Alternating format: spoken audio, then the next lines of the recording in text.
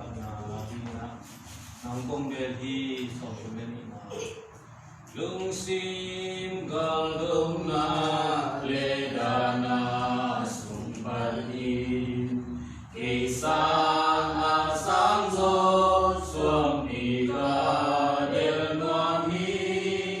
monwang imluazo nang ahong hiraning akip suampio nang makong delay nang kong deli nang kong deli nang makong deli akip suka sompi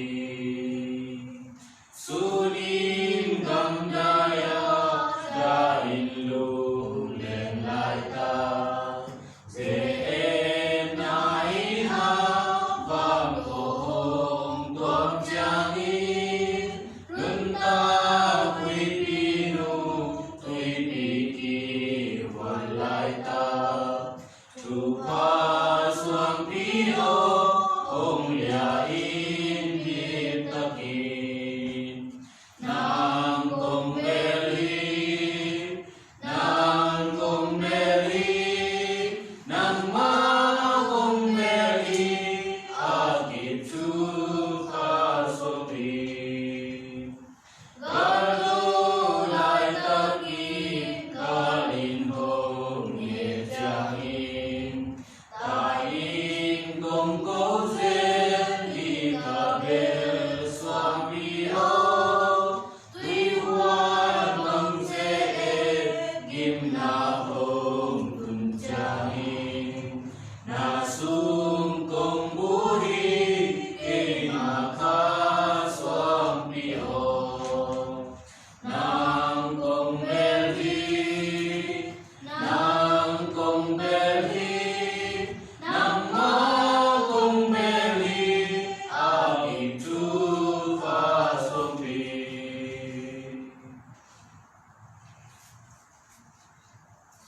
Vậy là của nhân viên tại cao nhân công việc của tôi mà xuân bằng công kết chúng tôi phiêu qua sau khi mình nằm uống và tôi cũng tôi bà chúng ta có nhiều cái chuyện sân thầu người ta tiêu năm ca năng sắc kỳ ca anh tôi kêu nó đi sắc kỳ thế này mà mình cung và tôi bay cùng theo khi bắt mang lại những bắt đầu từ những buổi sau khi đi mua đi dưới số cái gì mình sẵn cùng các bài cái bên cũng mà được xong mai với tôi bắt bác sĩ nó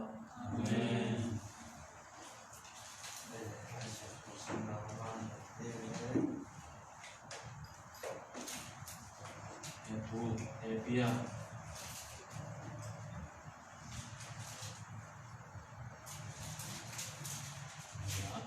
mo ya lihat kata ni kasihan in atapa sangin buong gen sauna kasihanin kamsam te sangin ipupite tunga alam tuam to aken kenin tunangen ni selhi ahi zongin tu hun nunung chiangin leitung ban tung ake bel abor in asad atom na ke bel alwa dingin ase atapa sangin eite tunga tu honggen hi tua tapain pasian min chan na ma hong tam ke sa a pasian lim tak tan ma hong kuain ama tampau na to leitung ban tung buk bi pain akip hi min te amo na panun asian sakit chiangin varian pi pa pasian taklam ban tunga atuhi ban tumi te sangin tapalian zo ban tumi te na min chan na sangin tapa tunga pasianin atiak min alek zo ma mangin ban tumi te sangin tapalian zo tham te hi pangahiang chile pasianin ban tumi khat tel tunga katapa hi tuni in na pa paswaki chinge lohi wama bangin ke ama ba kahidinga ama katapa hidingi chin zong kampau ngi lohi wama na pasianin leitunga atapane sun ong pai sak ding chiangin pasian ban tung mi khem doin ama mi ding uhi na chi hi ai songin ban tung mi te chu again chiangin pasianin aman tung mi te hui bangin bola anase te me kuang bangin bol hi na chi hi ai songin tapa chu again chiangin pasiano akum pi to khom khang ton tungin kim ding ha chuman chu tang to nagam sum na ubing hi chuman na de ha kian na na muda hi tua hi manin nang ma pasianin nang ma khom te in nalom te tunga apiak sangin alian zo alung na huai pa toy na nang hom pia hi achi hi to pa hi nang manin akipat chilin leitung na piang saka na kuto pang tungte na boli tua na te ken pyo nang thang di nga nang hi le na om pai so ding hi tua na te tuan pang in lui suak che di nga tuan ke pang in na ke di nga tua na te ken pyo ki kel di mu hi ai song in nang na ki bang ton tung di nga te kun chi na nei ni ke di hi na chi lai hi ai song in pasianin anga ban kum mi te kiama na dao te na ki nuaya a koi sik chip sak a hong sik chip sak ma dengin ka tak lama hong tu in chi lo hi ban kum mi te pe pasiana asen a ki mu te lo kha te hiwa kot kien na anga ding mi te a hu ding in pasianin a hong so hi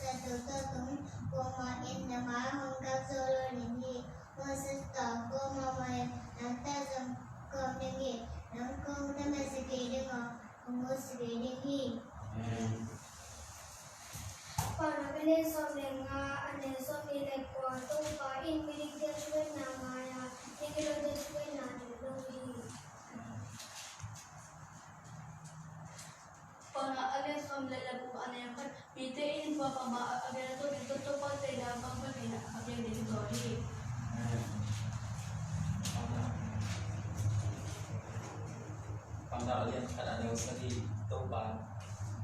toba sa tangan pernah kita naya jai tadi finale firma dulu di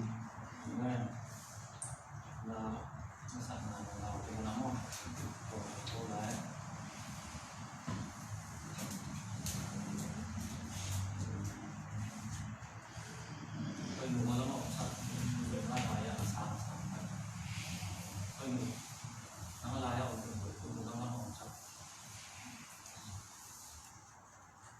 Itu pun hinalya hinalo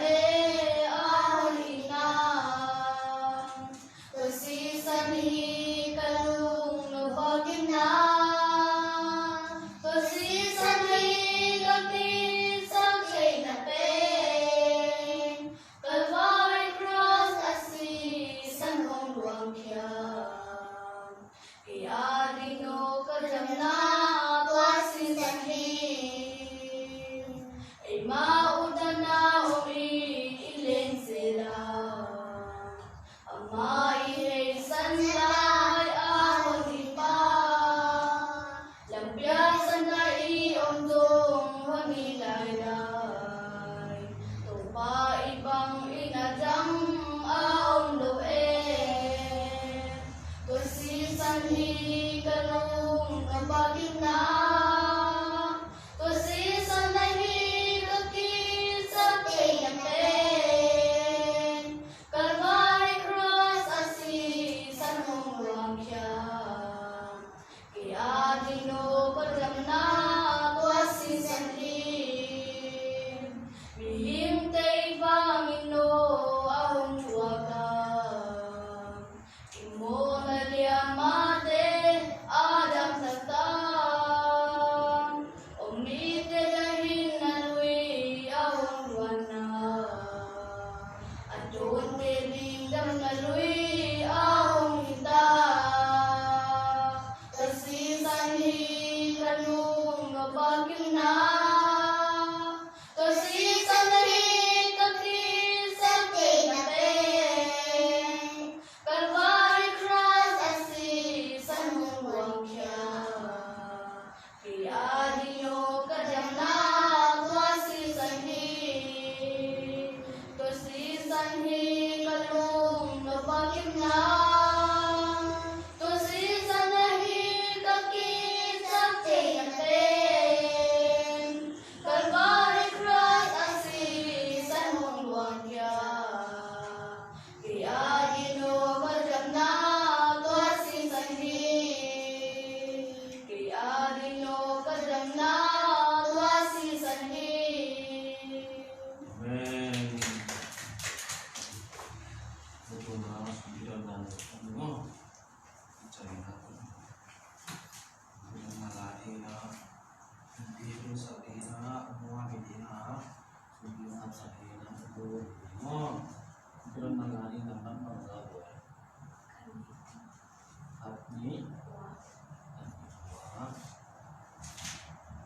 kahit man patuin Ciman patuin sing sang kwa batuin na ay ciman patuin sunitang sunga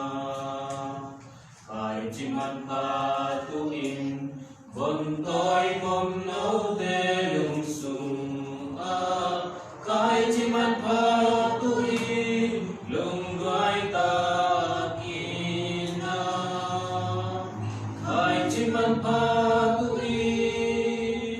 kay ciman patuin nagim na pamtingan tatway takina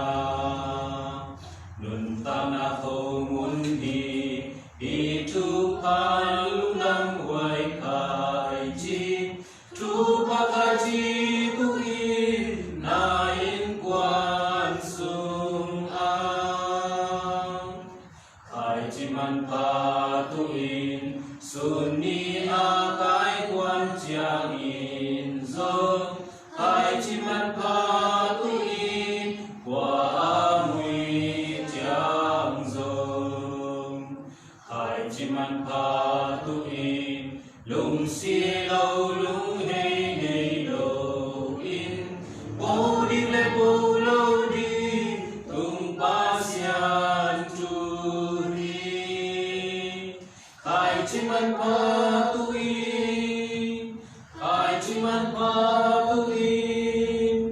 nakin na pang tinganen tatway takina nuntang ako mundi itu kalundang huay kay chi tu pakay chi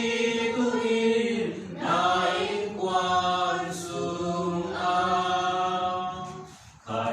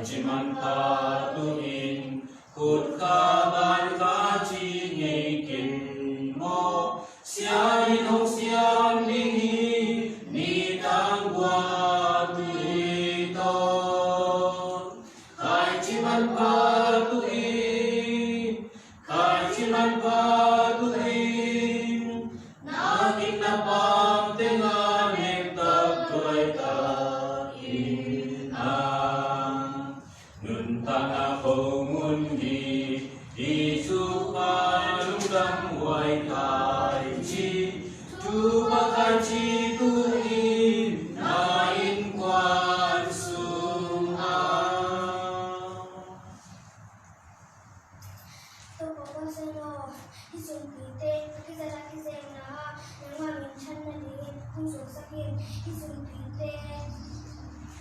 nama kung kumon masunga at saking amin kung ilang pumutok mabuseno. Amin.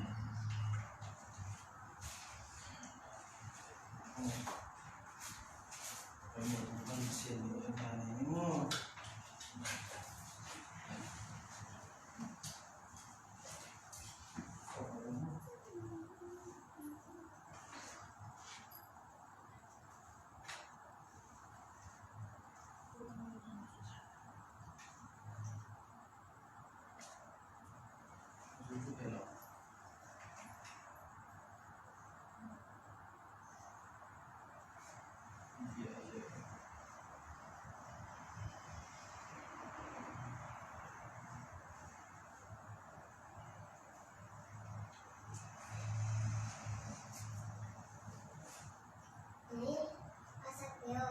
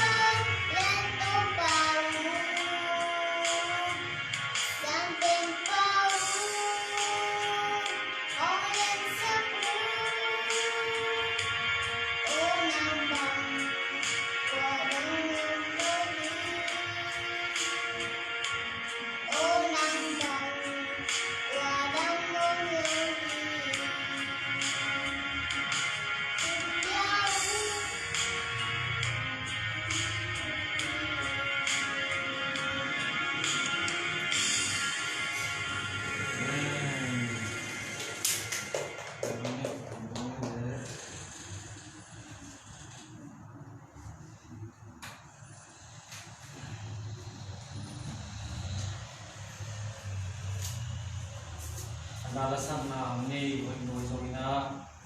ke sogin nun boy sogin pasien kamal ote pang ai sogina bagi kacau topan cakinan tumpang biasa tahen tapi tak kena lunahi ni kat topan ke mina impon ina umbol sopi umma kaina senna bona sungtung puso baik wana dia hitale bona cek na te ai songin sok to na te ya di biak pasian ina umke min kinle pama la boina kusiala siana te sate si te man te na te tuang di put patau la boina tampi tak te kinle pama hima ta sele pasian ini ta na te hoi sakin nikat ama hoi na to tuang mina umma ka ingol so piin tuni ama to ini pisiang to te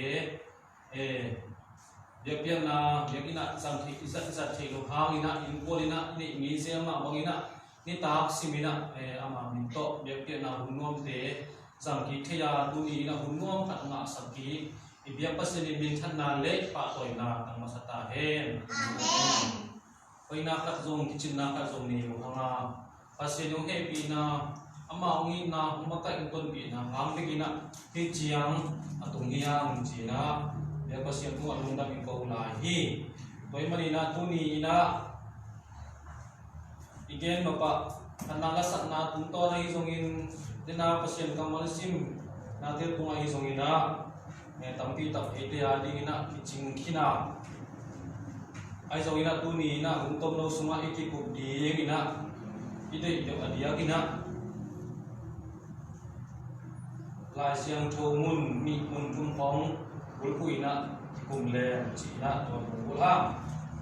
amasai na dena isim na te sunga hegia alien khat aneu som le ina tanto na a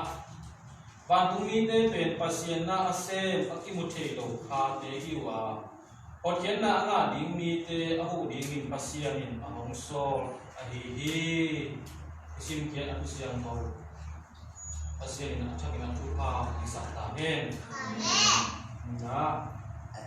bantung mi te isim na sunga bantung mi te sangin tapa len so china again na sunga ahi sa kanina pasien in leitung mi te ongit lama mahi manina ama to ikipol ki thena ding ama to ikizok ki thena ding mo na sumpan isu ta thena ding ina pasien ang vai om sakin bonggel sakina bang hiam chi aman pa pen ahi ama atapa khat bek ane sun tua jesu khazi leitung mi te tang ni na ong bek hi tuai ahongi na ong lahi to au mi he to kiselwan ta kon ong na inga ti ni na atapa khat bek ane sun jesu khazi eite tang ni na opia hi tuni na tua tapa pen van tumi te sa na lian zo hi lian zo ina pasian ina min chan na wang lit na kem pe ama tuma ya hi tua hi mani na van tumi te sa ina ama lian to tham pe hi lian to tham pe hi te na wang lit na zo ne hi tua hi mani na tua au mi hem te leitung mi te ei te zo tua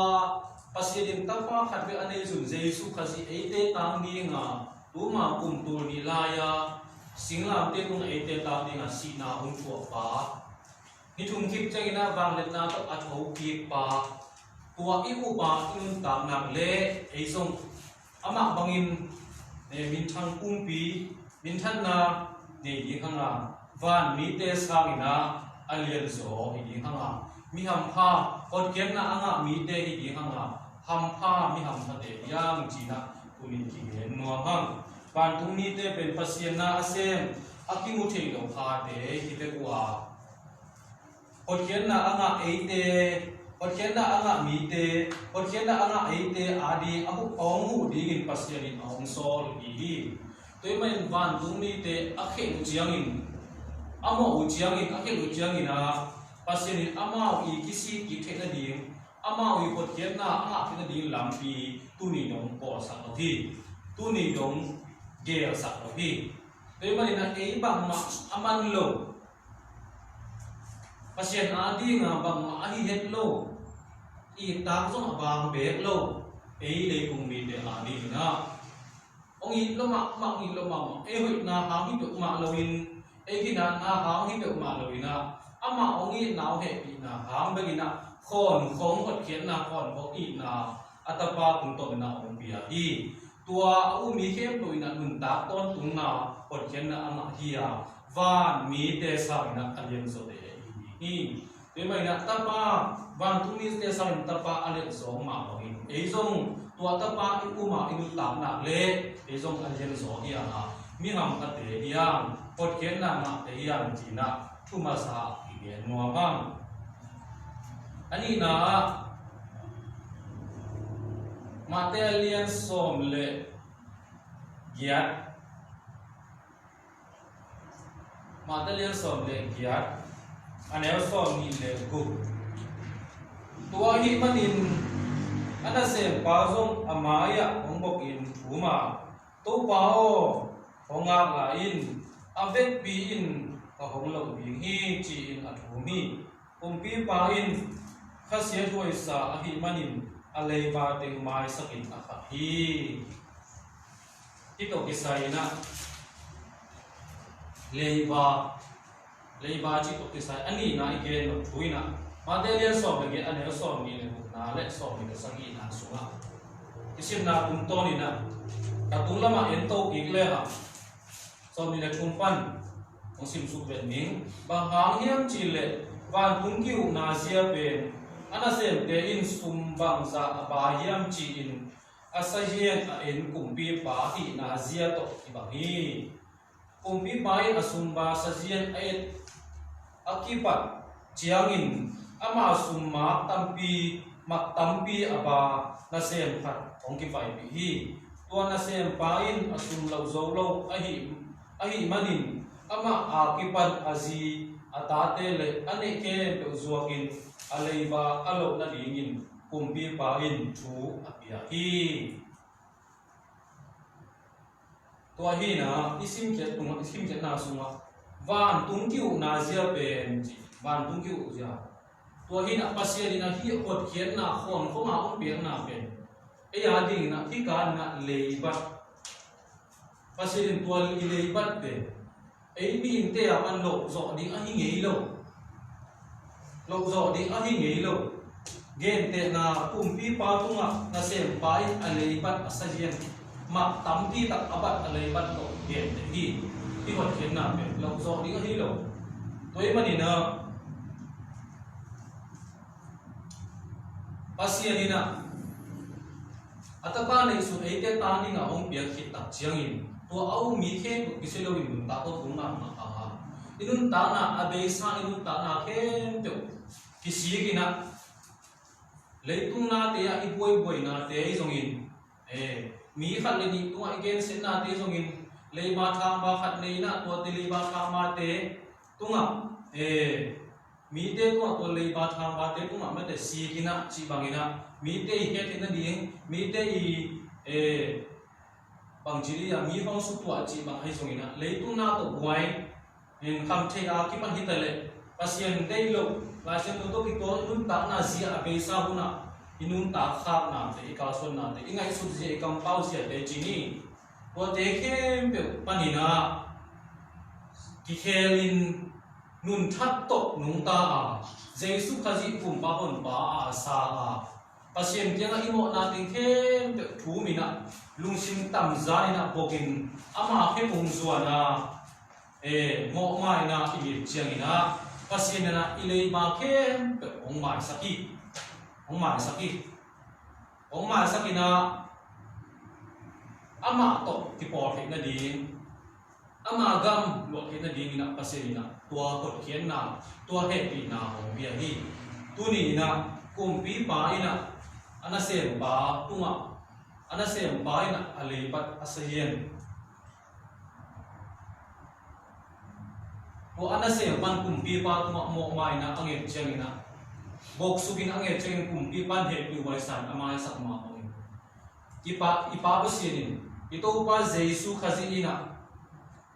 imo na khel na de khe to khat ve kisi lunga ya kisi ki kin ki tuina tuito lungsim tam zanina lungsim ke to ama ki tung izot chiang to pa ina aman ong he bi in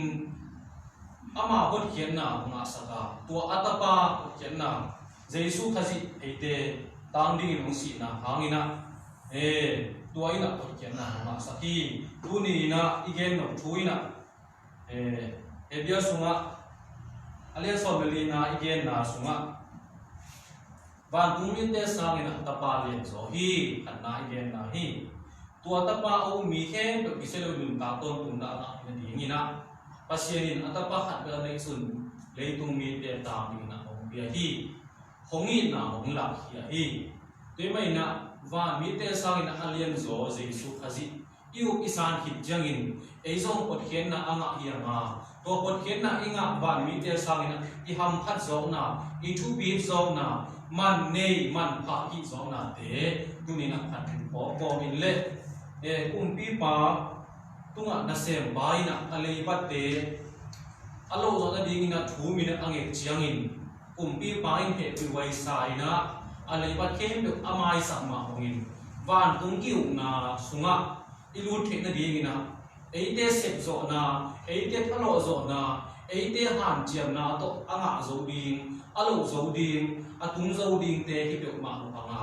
pasien ongi na onghe pi na ham bek to atung ding ki manina tuni in ilung sing khem be te su kia in abe sauna igam tat na te khat ve ki pho ki kina pasien khe pung zo din lung sim kitamina lung sim tam za lung sim khem to pa ki pung zo hin imo na khem to kisi kina to pa ki pung ma zo na ki ko li hi ha tua hile to pa pasien imo na te hung mai sak dinga ama ta pa hangina hot khian na he pi na inga leitung bup sangina aman phazo I khanun ta na be aman ne aman pha suak bi hanga gam lo za ta za na bi hanga ama to gamalo khom te hi di hang bi di hi hang chi na tu ni ki be nuam hang thuma sa gen na tung to nei zongin thuni na gen na tung to te zongina pasien adi nun ta na khem to pia ilei pat hi pasien ong he pi na pasien eite kalo na to anga zo bi hi ngei lo akilo zo ngei lo bi ilei pat pe pasien kiang izot chiang imo na pi to pa ki izot chiang pasien ong he pi na hang ong mai sa ma pangin tu ni ina ezong eitunga leung ke ba te zongin eitunga ong mo te zongin I mai sa bi ki sa mi mo na no tunga ong mo te kamai sa magin no te mo na jong ki mai sa kun no te jong na mo na khat le khat na ki mai sa kun achi bangina tuni ina mi te tunga I he na te jong in mi te tunga I kha sen na te jong in to te khem to te mai sa ki hanga u le naw sunga lom le bua sunga or pi sung mi nam sung ko le tui sung te ya toi jong ina ise ti bo na te jong ina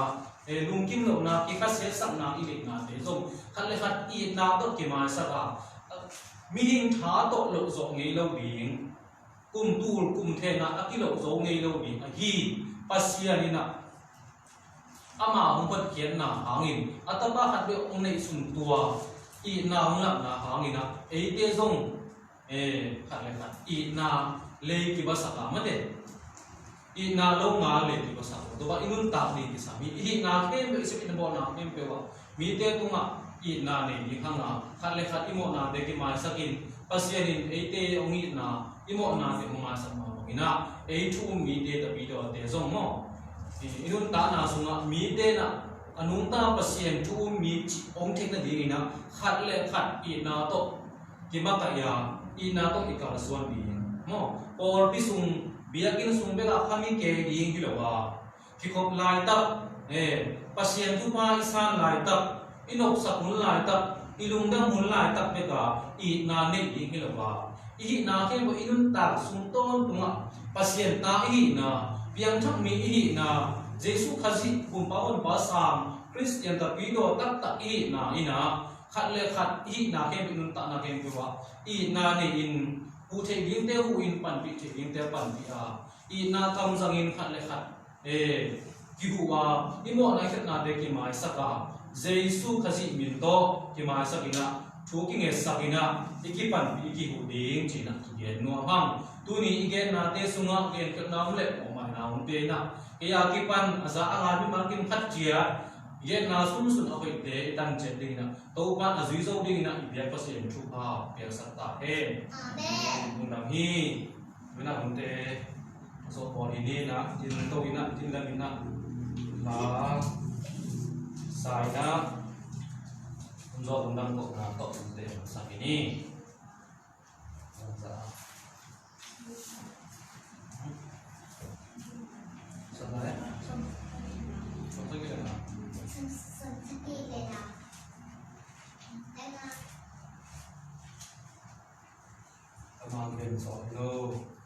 Giêsu in cái mà hồng in na cái mà hồng tát na đi na xin làm để đi lâu hồng choang na cả mà yên gió hi lâu hồng in na cam gen gió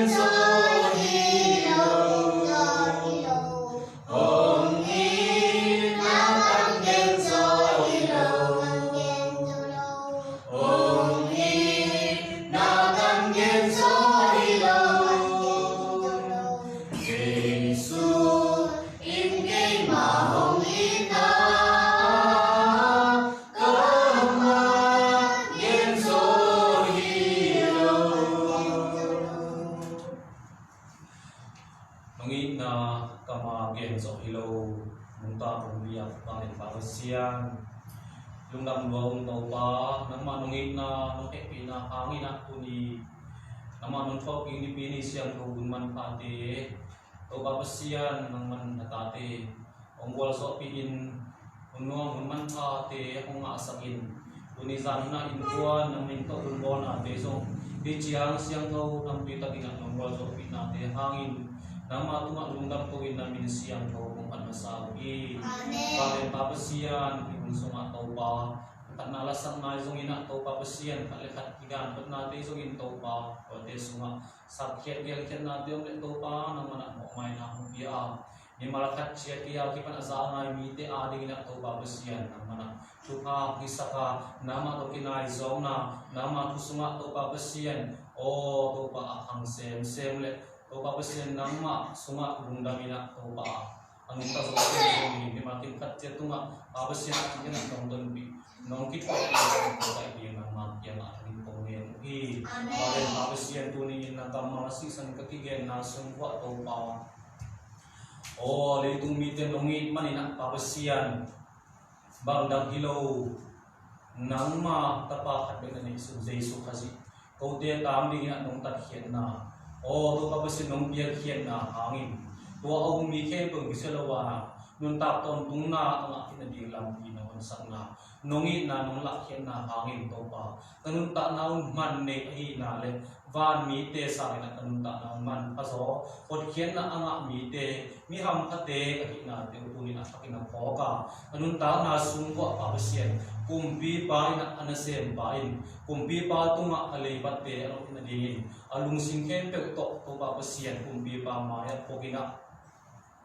kum na ngin na ngai changin kumpi bain he pi wai san alei bakin ko aman amai sak ma mangin tuni na to pa pasien ko te na lo zo ding mihing ko mihing lampai na lo zo ngi lo ding sek zo ngi lo ding hi alam dang nang manungin na alam dang nang manung he pi na alam dang nang ma hot kien na de tuni na pa pasien nun ta na sungwa to ba o mi malakat chen nun ta na thakin ang phok saka abe sa anun ta na te sungwa to pa pasien leitung chile sa to lungta ina kom pa ulit to babasian kom na de po te kem pe te lungsim tam zalim nang ma ke po ung zo ni na ma ke mo ma na ngai thiding mi ma kin khat lungsim nang ma ka siang to makai na lamla na pina no ma sa ni pina ko pi babasian bukyan na ang asami te o Jesu kung pa sang sami te ading zong kahi na bang kimwo to babasian nun ta na sungwa o to papasyan nang matrupa ka saan ni ka saan hunbek kalau chin ni ta ku kalungdam hunbek ku na to papasyan i na anay te hilawa aton tungina nang manungi na nung happy na hangin mikim to atrupa abor i na alakya papasyan khat lekhan mo na aki maisak i na to putfule la aki kumkho aki hil aki makai te ka so na dingun iya ki man azza anga di pa cha di na to pa papasyan anun ta ki thei dingle nagam zai na namin than na dingle ina to akilam ina to akimakai khazi lim to papasian nang ma suna kahi na bang kimwa milang tang tein mi te ina nang ma pung na nang mata ki nau thu mi kahi nau to papasian ung ina dinin ina to akal sun ta te ngi sak ni nang ma ke ngenung nung da mung to pa tu di bun ten wang ta ina ti chiang nong ko so ina te hangin na tung dung da kong papasian malam masuk ki pangina nisimina impon hunbol natin ang mamusok sa ka. Alam mo sa isang na teaching soy na to bago siya kataan sa soy na to ba. O hunbol din mga sa natingin ng makya na to. Ngayon papasiyan buwi na santo ang kung naman kuching ang kemin la natati ang kemin. Sa kumira sumak to papasiyan ng makumpin na mga sakit. Jing sang kamulan ng mga wall sa nitang kapakat demuin kalahun pagpya. Jika mulai baik tu le kakak sunto mungkin ni mulai baik ko. Ong wal sok pi hong ton pi hong kichwa pi ha. O to pa kasi nung dini pini ng matok ini bijak ibang may buwan kim takin. Cida mudam takin na to pa kasi yan ay te kain. O nang mapit natin kuin pula kina pa kasi hunong man pa aki dong anero pen palen pen dong suntung ko so kalson na lagi ina pang kimbo. Na makas yang tong nong makaya. Nong ton pi nong wal sok pi di modin. Katopa si Sukris min suangin natin gong pagdunta na kendo le kumin natin kendo nang makukuan may sunga at saking abin ngayon magpuntawa ng kumbiyak ito papasya no amen ale tupa